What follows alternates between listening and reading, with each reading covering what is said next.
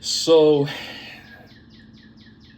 I've been, my last few videos have been on the subject of uh, AI generated art, music, literature, that kind of thing. And the going theme in all of this is that non-creative people now think they have access to the world of creativity, and they don't know what world they're stepping into and why they're not welcome. And on my most recent video in this regard was answering the question of, the inevitable question of, what do you care where the art came from as long as you like it, that kind of thing. And to the gentleman I was responding to, he wrote in with some kind words and that kind of thing, follow up, and I appreciate that. And no hard feelings, no matter how much verbosity I get into here in the videos. But anyway, one person, Lucas 266-X3N, writes, AI doesn't even need to be involved in any mediums of art. Okay, fair enough. So he gets a response from Magmus6346, who writes, so people who have ideas but no way to express them should just go sit in a corner then? Because I have a lot of ideas but no actual artistic ability, and yes, I've tried. My skill ceiling caps out at a stick figure. Lucas responded, that doesn't really land, does it? If anyone really has an important idea to express, you'd always find a way. Anyone can draw, write, or make music. If you need AI to do any of that, then it should only be supplemental. Magmos replies, anyone can draw, write, or make music, but not anyone can write or make music, draw, write, or make music at a level of quality they'd want, even through lack of ability or lack of time, either through lack of ability or lack of time to learn. And allow me to counter that if anyone really has an important idea to express, you'd always find a way, close quote, bit with the reality of the situation. They did find a way. It's called AI. Wow. Let's see. So you don't have time. You want to be a painter. You don't have time. Let me pull up ChatGPT here. Give me a painting in the style of the Renaissance masters depicting God reaching down from heaven to greet all of mankind. Lean specifically on the style of Michelangelo in the Sistine Chapel.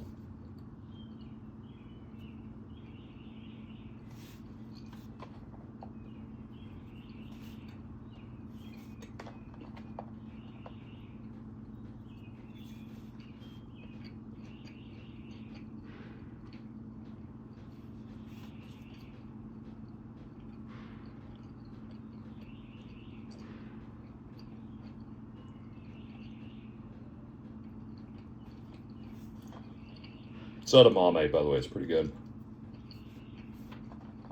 Even if I do drop it on the floor.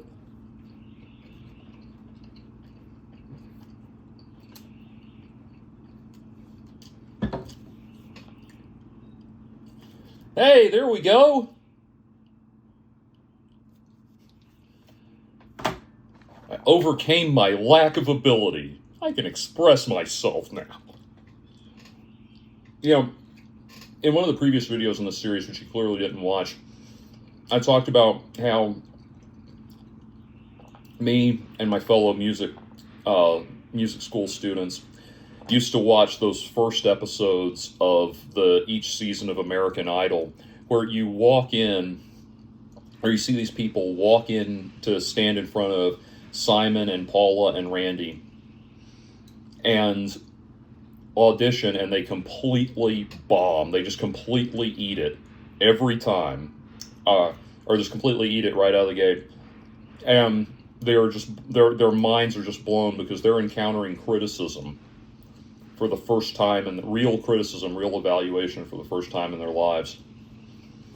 And there are a lot of people out there who are just like that. People like you who give up the nanosecond things get difficult and start looking for little solutions and workarounds.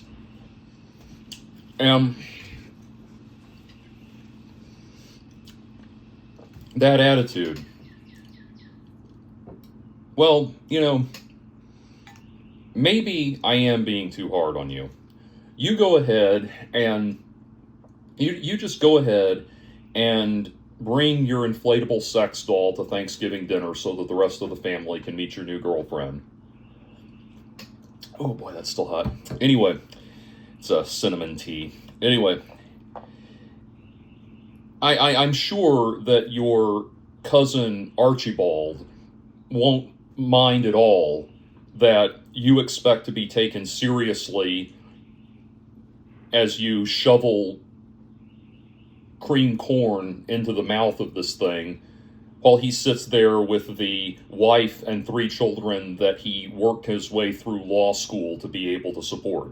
Yeah, I'm sure that's just going to land beautifully. You found another way, totally. And I have known I have known hookers, sex workers that'll tell you that the best clients they have are the ones that hire them to go with them to their high school reunions because they just need everybody to think they're really rolling in it. And for the record, I did not go to my high school reunion. But,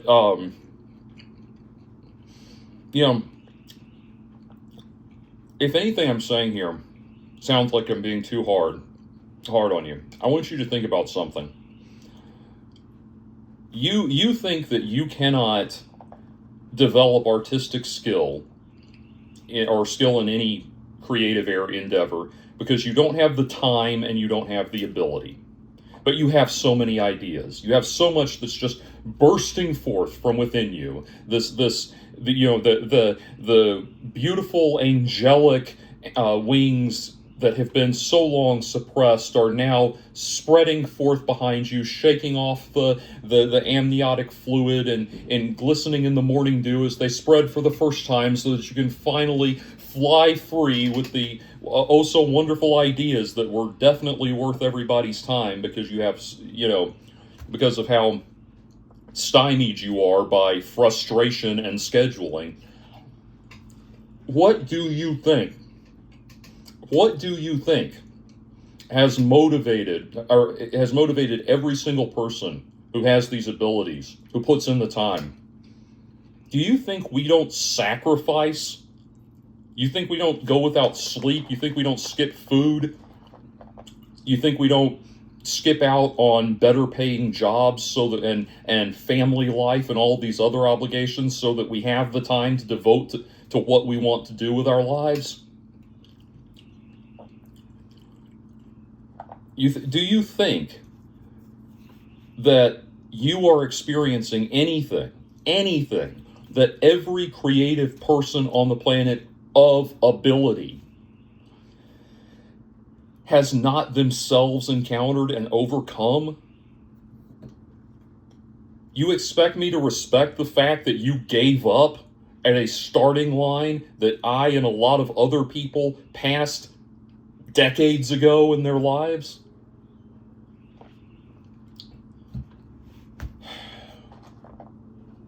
Wow. I'm supposed to respect the fact that you can't do art because it was too hard. And you didn't have the time. Let me tell you something. Right now, I am 42. I am single. And that is, on average, uncommon, although it's increasingly the case in general. But most guys my age get married, settle down, have kids, all that. 10 years ago, I met a woman that I was absolutely head over heels with. She may be seeing this video. Hey, babe. And she actually moved in with me. Stunningly gorgeous woman. Movie star look, seriously. And, I am not ashamed to admit I'm a boobs man, and oh my God. If Freddie Mercury and Brian May could have seen her boobs, they would not have thought that it was the posterior that causes Earth's rotation. Oh my God. And before you jump down my throat for objectifying, I know her sense of humor a hell of a lot better than you do, and she thinks that's absolutely hilarious. Anyway, we were living together. It didn't work out. You know why it didn't work out? Because she was at a point in her life where she was ready to have a family, have kids, settle down, and I was not. Why? Because when it comes to music, I am like the devoutly Christian man that goes to his woman and says, babe, I love you more than anything on this earth, but God is always number one. Oh, yeah. Now, if you think that was a one-time thing, go back about 5 years, maybe a little more. I can't math right now. I'm enjoying the edamame too much.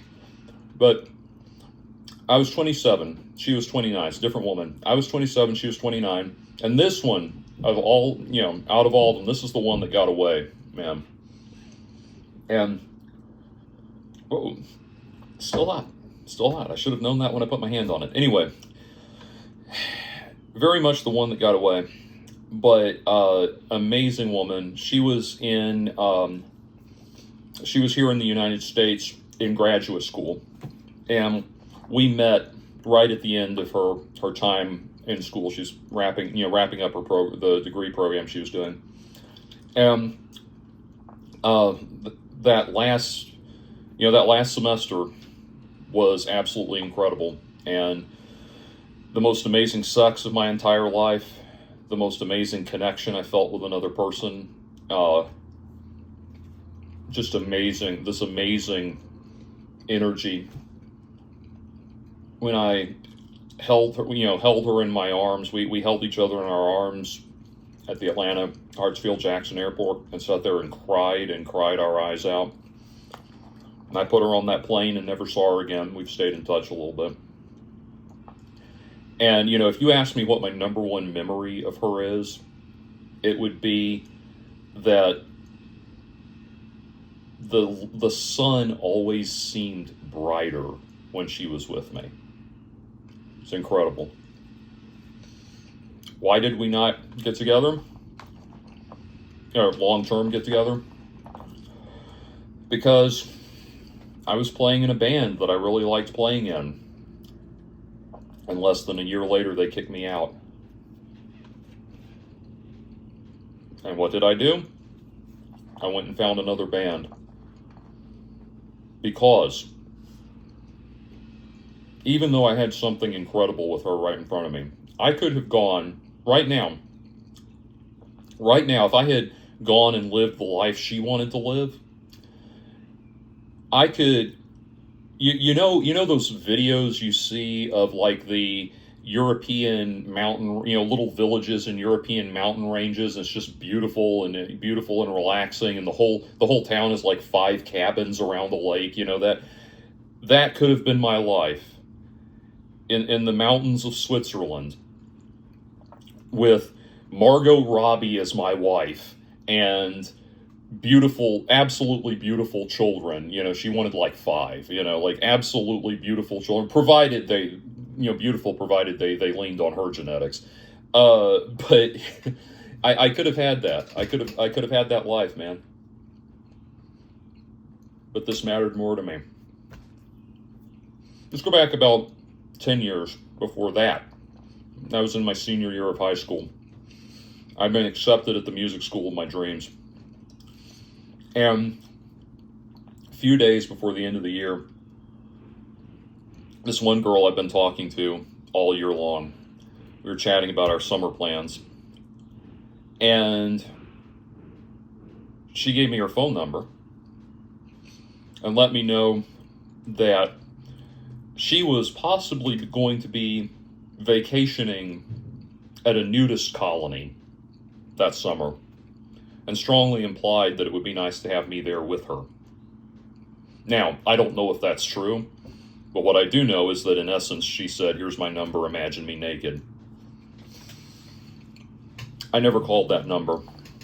She is now happily married to someone else. But I never called that number. Why?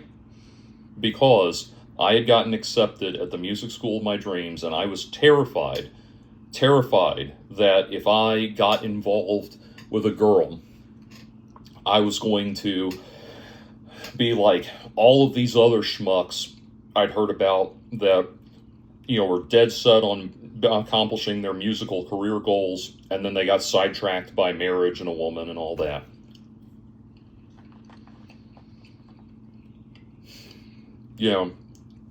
20 plus years later since high school, I can tell you which one I regret more. Even though, if I had it to do over, I still would not give up the music. Tell me more about how you just don't have time for this. And my story there is not unusual.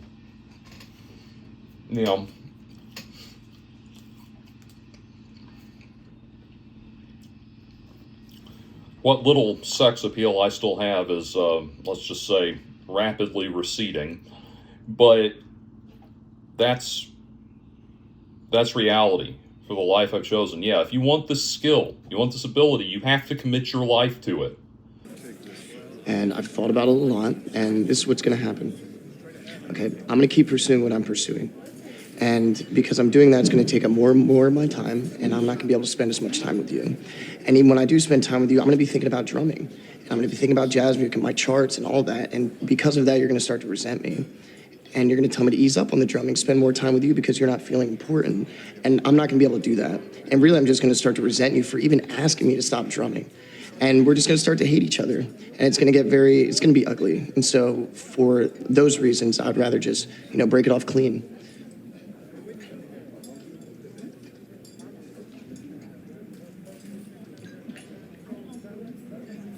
Because I want to be great. And you're not. I want to be one of the greats. And I would stop you from doing that. Yeah. You know I would stop you from doing that. You know that for a fact. Yes. And I'd barely see you anyway. Yeah. And when I did see you, you treat me like shit because I'm just some girl who doesn't know what she wants, and you have a path, and you're going to be great, and I'm going to be forgotten, and therefore you won't be able to give me the time of day because you have bigger things to pursue. That's exactly my point.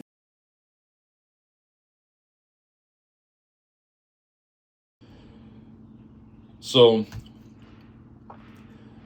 I just don't have a lot of respect for the people who show up and say, "Oh, I have all these wonderful ideas, this wonderful creative vision that I just can't realize because I don't have the time or the ability." Congratulations. Now, here's the thing. It might sound like to you, it might sound like I'm being a little unreasonable. Let me tell you about a guy I worked with about a decade ago.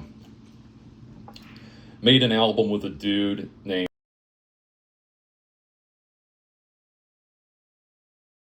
was the producer. Really cool guy, and very successful producer. He's worked with Mastodon, he's worked with Norma Jean, he's worked with pretty much every famous Georgia-based metal artist there is. Very accomplished producer. Mitzi never wants chicken or fish or anything, but Japanese green peas, that's what she's interested in. Anyway, so give you an idea of what it's like to work with. It is, because he is so well known for being a dick, an absolute dick with his opinions, it is a common occurrence to give him, for artists that work with him, to gift him a dildo after the recording process is finished to commemorate it. And he uses those dildos to indicate how annoyed he is.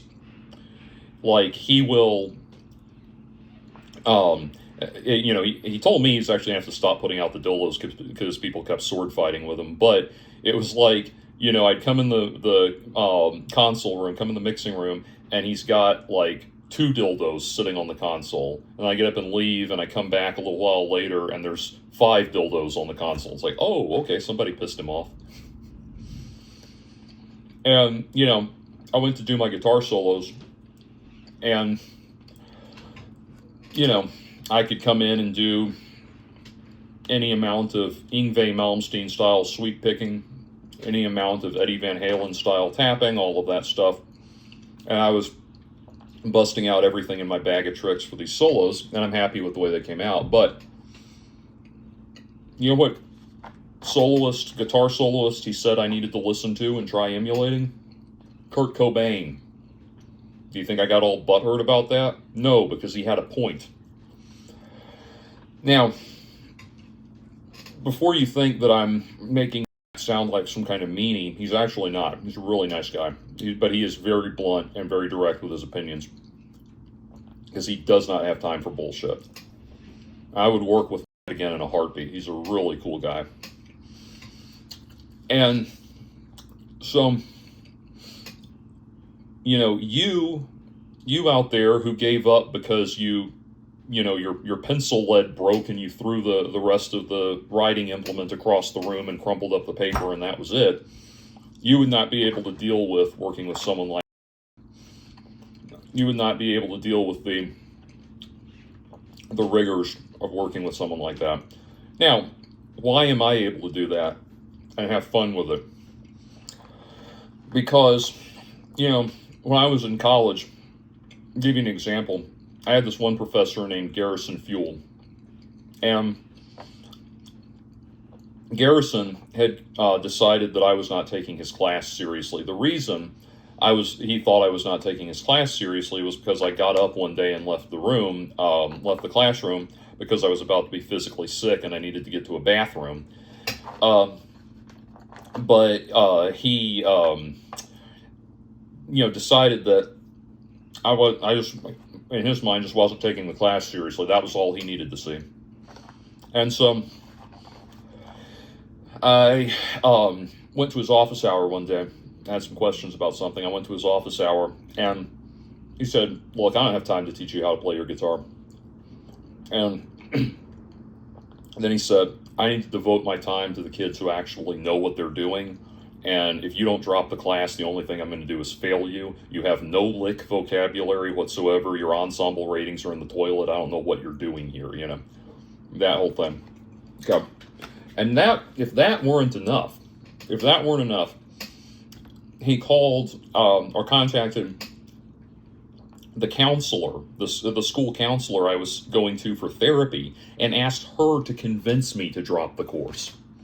Like, after telling me, if you stay in this course, I will only fail you. You have no hope of passing. Get out. Literally that. Now, to be clear, I never spoke to Garrison again after the semester I had with him. And I have other teachers from my school years, my college years, other professors that were absolutely amazing, wonderful people who were patient and nurtured me and built me up instead of breaking me down. And they really took an interest in me and really gave me the help and insight that I needed. And to be honest, I don't look back on that class I got with Garrison as anything special. Hey guys, Future Jordan here, and I'm now going back and editing the video. I wanted to punch in and just say one thing here. I came down really hard on Garrison right there, and I wanted to just say he actually passed away a few years ago. And they say you should never speak ill of the dead because, they're not here to defend themselves and that kind of thing. And in reflection, I wanted to keep the story in because it's a good story and it's important to my point, but I did want to emphasize that while I do not appreciate the way he handled that, and I stand by that. I don't want to cast him as some kind of villain. We are all human. We all make mistakes. He was undeniably a very knowledgeable and very capable guitarist, and you can go look up his instructional videos and everything, and there's a lot you can learn from him. So I'm not putting him down in that regard at all. It was just that one thing I didn't appreciate how he handled it. And God knows, he taught thousands and thousands of students through the years, and for all I know, I may have just caught him on a bad day or something. But I didn't want to between like any family that might see that, or any fans of his even. I'm not trying to start a war or anything like that. It was one thing I didn't appreciate how he handled, but I don't think he was a bad person or anything like that. He just got the wrong idea about me. The point, by the way, was just that I didn't get discouraged by that harsh criticism. The point is not what I thought of him in particular as a teacher. The point is that I didn't let that stop me. That's the difference. I graduated from a music program that has one of the highest freshman dropout rates in the world. Nothing was going to stop me. And you're telling me that you just don't have the time or the patience or the determination to cultivate the ability. You have no idea the mountains that professional people actually climb. Did I ever tell you the story about how Charlie Parker became Charlie Parker? Joe Jones threw a cymbal at his head. Exactly. Parker's a young kid, pretty good on the sax, gets up to play at a cutting session, then he fucks it up. And Jones nearly decapitates him for it. And he's laughed off stage. Cries himself to sleep that night, but the next morning, what does he do? He practices. And he practices and he practices with one goal in mind: never to be laughed at again. And a year later, he goes back to the Reno, and he steps up on that stage and he plays the best motherfucking solo the world has ever heard. So imagine if Jones had just said, "Well, that's okay, Charlie. That was all right. Good job." And Charlie thinks to himself, "Well, shit, I did do a pretty good job." End of story. No bird. That to me is an absolute tragedy. But that's just what the world wants now. People wonder why jazz is dying.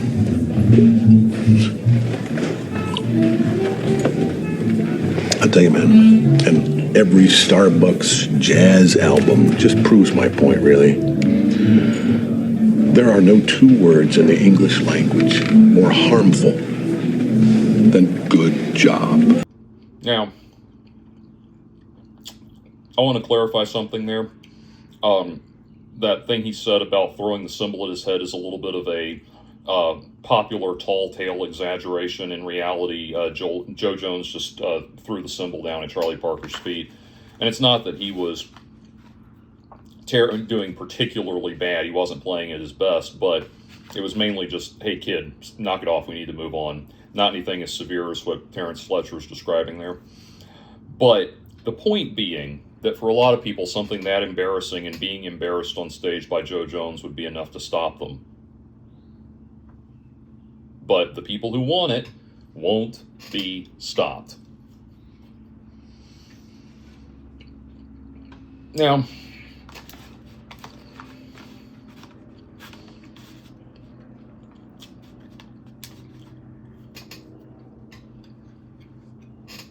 when you, with your AI thing, and don't get me wrong, like I said, I understand like I said in the disclaimer, there's things where it's a reasonable workaround. I understand that. I'm not trying to be a total hard ass about it. Like I said, I understand if you are you're a filmmaker making your passion project on a budget of $0 and you just need a little bit of ambient acoustic guitar or lounge jazz or something in the background of the scene you're filming and you don't have the money for that. I get it. What I'm talking about are people like this who think that they have something special to share, but can't even be bothered to can't even be bothered to actually cultivate any kind of ability. And when you talk about people lacking the ability to do something, lacking the ability to, physical ability, let's say, or having major setbacks in their artistic vision, let me tell you about my favorite guitarist. This guy named Jason Becker. Jason was a child prodigy guitarist in the extreme. He was one of those every 400 years we get a Mozart kind of people. Absolutely incredible composer, guitarist, musician. In the 80s, he was being groomed to be the next Steve Vai, the next Yngwie Malmsteen, the next any guitar virtuoso. He was en route to being that person. He has an album that I'm not going to hold up because that stack of CDs is actually what's supporting the top shelf. But anyway, he has an album called Perpetual Burn, which is easily my favorite instrumental recording of any genre, of any style, of any artist of all time. It's incredible. Go listen to Perpetual Burn. Just put on the first track, Altitudes. Listen to that. Okay. So that was, and by the way, Jason was, I think, about 19 when he did that. And he got the gig playing guitar for David Lee Roth, replacing Steve Vai in David Lee Roth's band. And there was every indication that he was going to be on top of the world. And then he developed Lou Gehrig's disease. Yeah, Lou Gehrig's disease, the disease that paralyzes you. He went from looking like this to looking like this.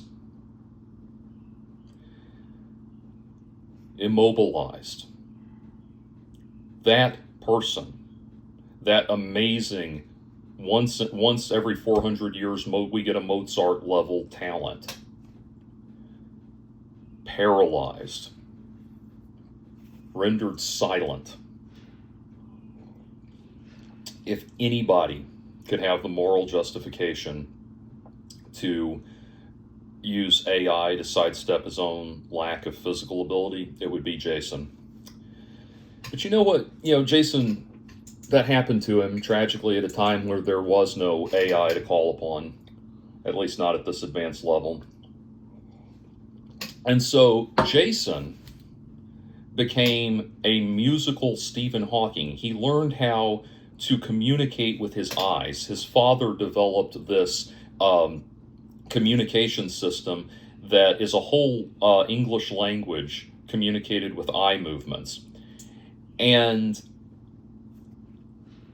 with that, he composes music. And ever since the 80s, throughout the 90s, the 2000s, all the way to the modern day, he has put out one album after another of music that he composed with his eyes, either by sitting in front of a computer with a webcam that's set up to track his eye movements so that he can move the cursor with his eyes and click it by blinking and put in every single note that way, or by sitting there with someone who knows how to read his eye communication language and start and program all of the music that he's explaining with his eyes into a sheet music program. So he's literally sitting there communicating, C 2 octaves above middle C, 16th notes going descending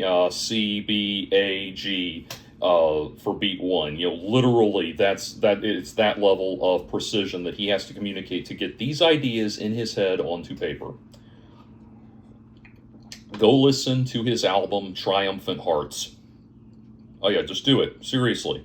You who think you don't have time to cultivate the ability, go listen to Triumphant Hearts. Now, that album, again, excuse me, Mitzi, that album was done with his eyes. Every note. Obviously, he had to have other people play it. Either other people are going to have to play it, or it's going to have to be programmed into a MIDI synthesizer. He won't be able to do it himself. Although some of the guitar solos on that album are actually his early demo recordings that were, cleaned up in the studio and put loaded into the various songs. So he is in a way playing on the songs. But that's determination. That is determination. And you have to understand something. If I sound like a hard ass in anything I'm saying, I want you to understand that I am one of the most emotionally vulnerable people you will ever meet. I do not have trouble getting in touch with my inner child. I have trouble getting my inner child to shut the fuck up. I am very emotionally frail. I am very sensitive. I am very easily hurt. You better believe I cried my eyes out alone in my dorm room a lot of nights when I was at Berkeley. You better believe that weighed on me. You talk about frustration. I started going to therapy while I was at Berkeley because of how intense it was. That's how I found out I was on the spectrum. But I kept going.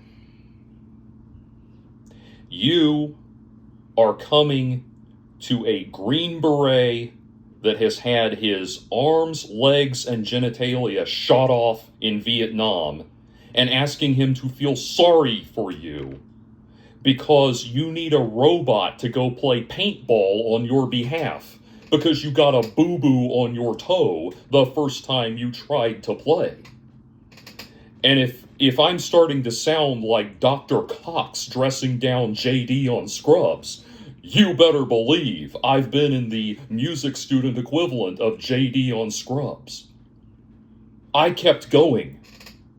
You gave up before you ever signed your name to the application. So try to have a little perspective on this. Stop lecturing the rest of us about how you are a worthless, friendless, faggot-lipped little piece of shit whose mommy left daddy when she figured out he wasn't Eugene O'Neill, and who is now weeping and slobbering all over my drum set like a fucking 9-year-old girl. And realize that if you want something in life, you will have to work for it. When your dad lectured you about how nothing worth having ever comes easy, he was right. That was a very important lesson. And so, about your question about all these ideas you have, am I just supposed to stay in the corner? Here's the thing. This is, there, like I keep saying, there are only about 5 arguments in favor of this that everybody uses over and over again. I already know what your response or the next response to this series of videos I'm doing is going to be, and I could go ahead and give my answer to it right now, but I'm not going to, because I want somebody, each time I comment on this, I want somebody to step up and eat shit every time. I want somebody to actually speak to every time. And you keep asking, why you should go sit in the corner and that kind of thing, like this is all just about you. As one of my viewers to my channel pointed out, that they're writing a novel, and they know that they have a particular grammatical technique they like to use that is also a major trigger for AI writing detectors.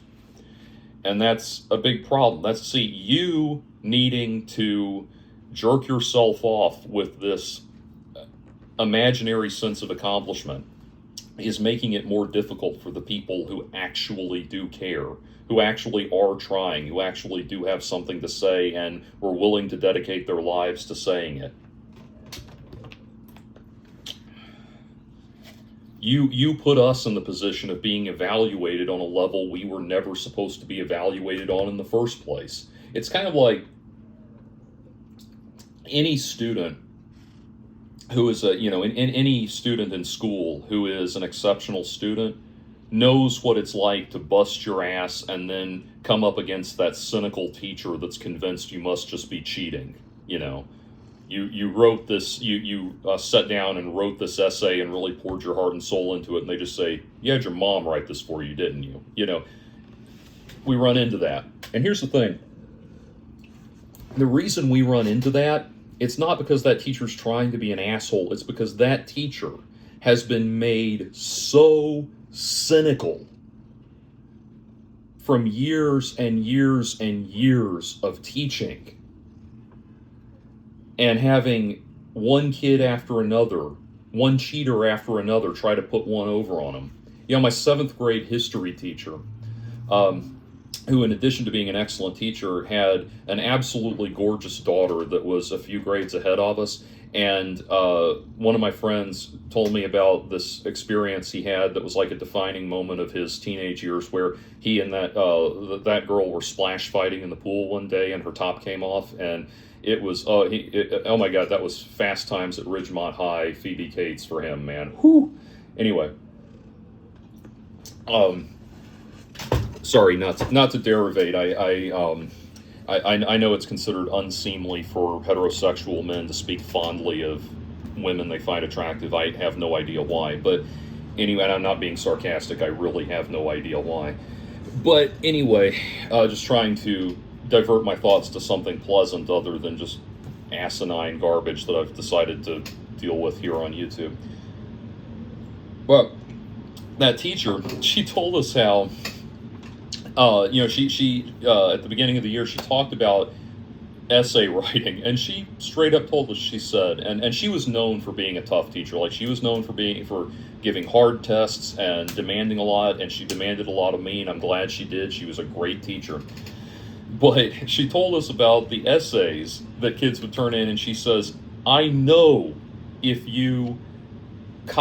all you do is copy the encyclopedia entry on the topic, I'm going to know if you do that. She said, I've had too many students hand in word for word the same essay because they thought that they thought they could just copy the encyclopedia entry and hand that in, and I wouldn't notice. And then she said this, she said, I have even had students who Xerox photocopy the encyclopedia entry on the topic for the essay they were assigned, sign their names to it, and hand it in.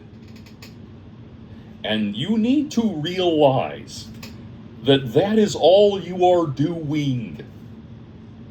That is all you're doing. Most cats don't get in your lap when you're making loud noise, but again, Mitzi, the cat who likes edamame, is very much the exception. But that's what you're doing. And here's the thing.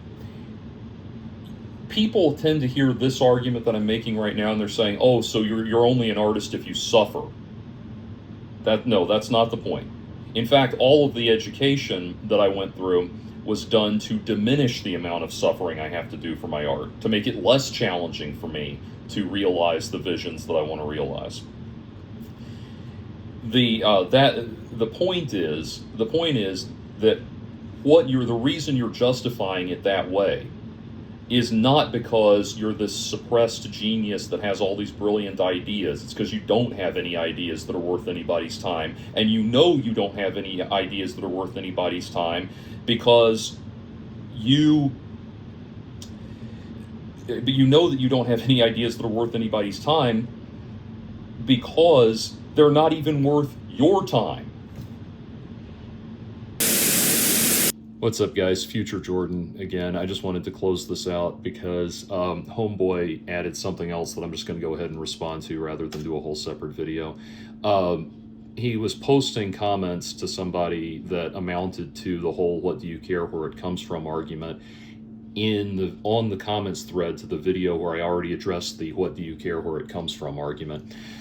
And I asked him, I said, did you even watch this video? And he said, Yes, and I disagree with it. You may not like the method making it and all that, but there's still human effort and, dare I say, soul going into this. Go check out, and he lists a few AI music things that I'm not going to promote. And he says, and tell me that's not good music just because it's AI. God only knows what you would have been saying when synthesizers were new. Okay. Settle down there, Timmy. You just asked a mouthful. First of all, this is not a method. There is no method in what you are doing. You are not following any kind of method. It is not a unique or special or innovative way of doing things. It is only a workaround. That's all it is. It is only a generative AI spitting out things that you had no hand in creating short of prompting them. This is not a method. It is you pretending to use a method. And my point, if you have not gotten anything from this video I've just made, and I'm certain you have not, my point is that you don't know what it means to actually create something. The reason you think this is legit is because you have no concept of what the actual creative process consists of. What you are doing, all you are doing, would be like if you came to me and said, hey man, record the intro riff to Smoke on the Water. And I went,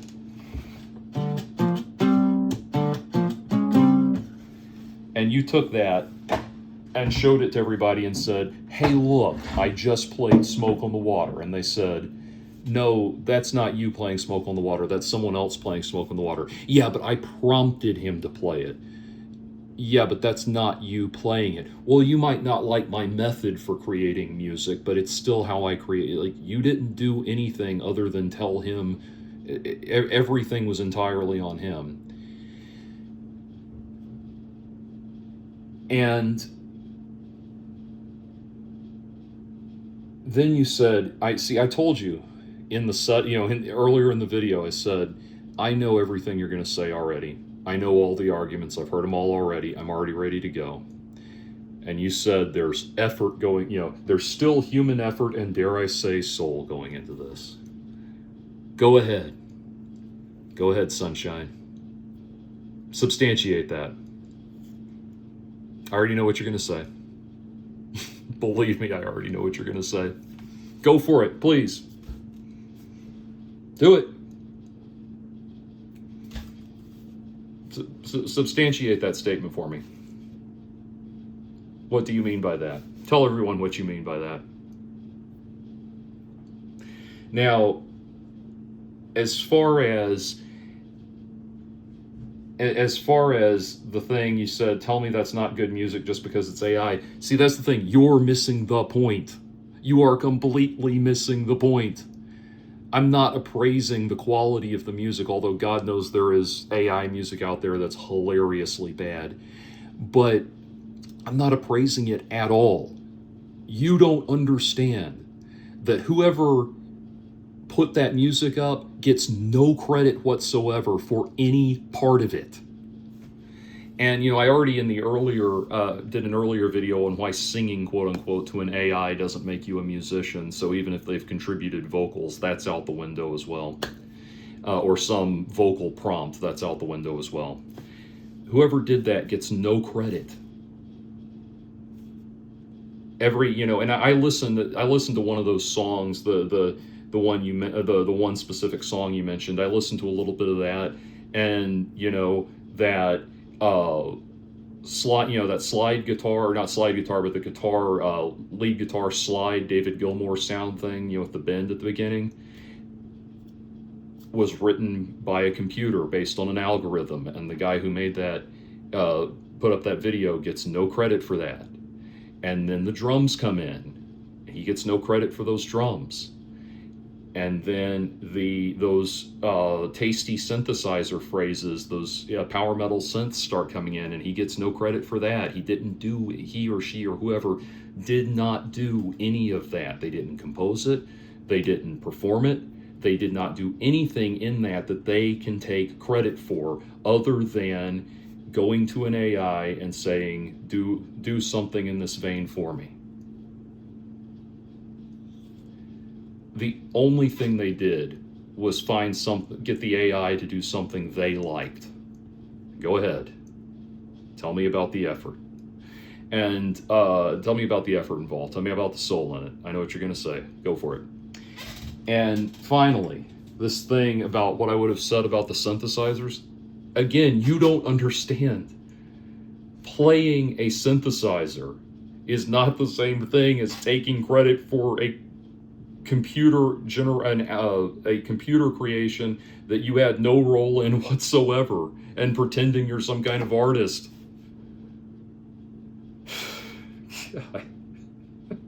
Again, the thing is, man, dude, if you could see all of this, I am so sorry that my dinner plate is in this video, but I'm not going to go back into it anyway.